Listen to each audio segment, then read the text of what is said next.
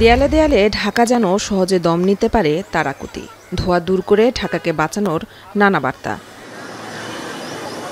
রংতুলিতে দূষিত এই শহরের নানা দিক এভাবেই তুলে ধরেছে ঢাকার খিলগাঁও গার্লস স্কুল অ্যান্ড কলেজের শিক্ষার্থীরা। 7 দিন ধরে এই দেয়ালচিত্রে তুলে ধরেছে ঢাকার বায়ু দূষণের চিত্র।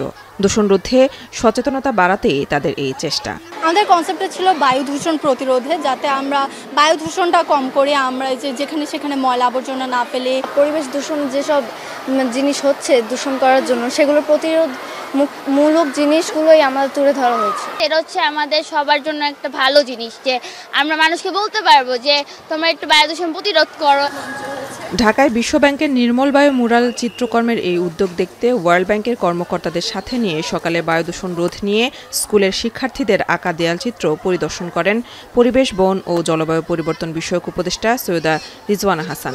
এ সময় ওয়ার্ল্ড ব্যাংকের কান্ট্রি ডিরেক্টর গেইল মার্টিন বলেন, এমন উদ্যোগ আগামীর প্রজন্মকে পরিবেশ সচেতন করবে।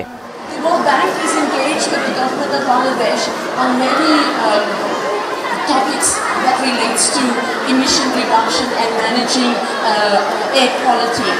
এ সময় পরিবেশ, বন ও জলবায়ু পরিবর্তন মন্ত্রণালয়ের উপদেষ্টা সৈয়দা রিজওয়ানা হাসান বলেন, বাংলাদেশের তরুণ প্রজন্মই বাংলাদেশের একমাত্র আশা এবং রাজধানীর বায়ু দূষণ কমাতে সবাইকে অবদান রাখার আহ্বান জানান তিনি। ওয়ার্ল্ড ব্যাংক বলেছে তারা আমাদেরকে তুরাগ নদী পুনরুদ্ধারে অনতিবিলম্বে কাজ শুরু করে দিতে চায়। এটা তো একটা নতুন, এরা কোনোদিন কোনো সরকারকে তারা বলে নাই যে আমরা একটা প্রকল্পের মাধ্যমে তুরাগ তোমরা কাজ শুরু করো, আমরা তোমাদেরকে সহায়তা করব।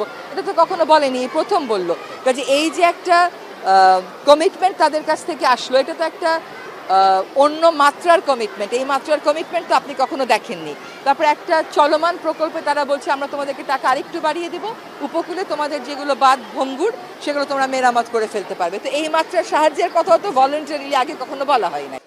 পরে দেয়ালচিত্র কাজে অংশ নেওয়া প্রায় 30 জন শিক্ষার্থীর হাতে সার্টিফিকেট তুলে দেওয়া হয়।